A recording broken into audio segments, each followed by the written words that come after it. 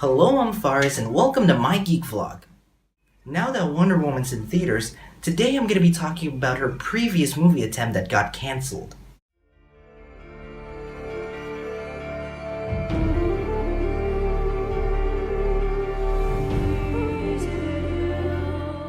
Before Patty Jenkins got the director's chair, there was one director who was close enough to make the film back in the mid-2000s.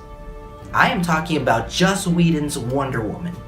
I know, right? First two Avengers director and Buffy creator was about to make a Wonder Woman movie? Well, why not give it a shot? Let's take a look at the undeveloped Joss Whedon's Wonder Woman. The project was passed on too many times. Warner Brothers announced a movie back in 1996 with Ghostbusters director Ivan Reitman attached to produce and possibly direct the film. 3 years later, Reitman left the project and the job was passed on to producer Joel Silver of Silver Pictures.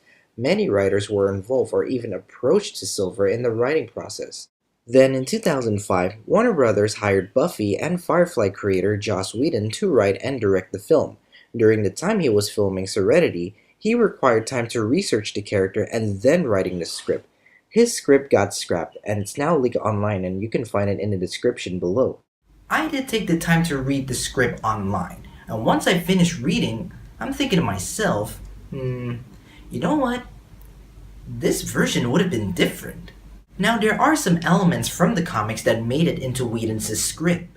It includes the Amazons in Themyscira history, Steve Trevor crash landed in Themyscira, the invisible jet, a few moments of Ares and Circe, Steve Trevor taught Diana what it's like to be human, a battle between Wonder Woman and the giant mechanical monster, and a setup for Ares to become the main villain in the next chapter.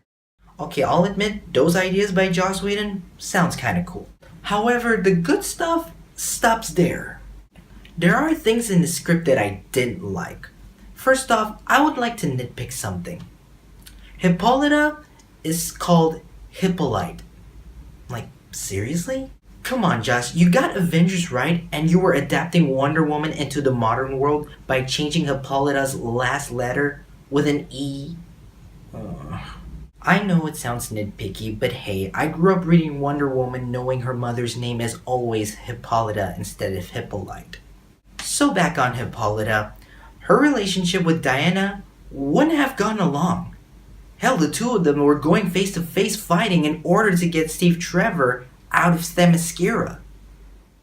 This is trying to be like in the comics when Diana tests her abilities in a competition with the other Amazons to bring Steve Trevor back to man's world. But that has always been part of the story since the Golden Age, but changing it would eventually get to this next dumb scene.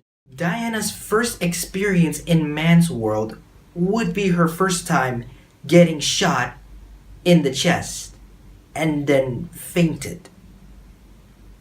Okay, I don't know how that worked, but that's just insulting. I think Whedon was writing a Wonder Woman where she's inexperienced in battle, kinda like Superman who was inexperienced in Man of Steel. While Man of Steel adapts Earth 1 and Birthright story, this idea of Wonder Woman getting shot first time in man's world was just a punch in the face. Now let's move on to the villain in this script. In this script, the main villain was about to be Strife.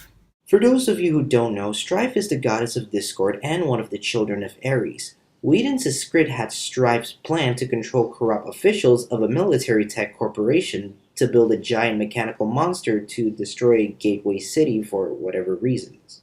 Okay, now that looks like a great plan for a diabolical villain, but I expect much better.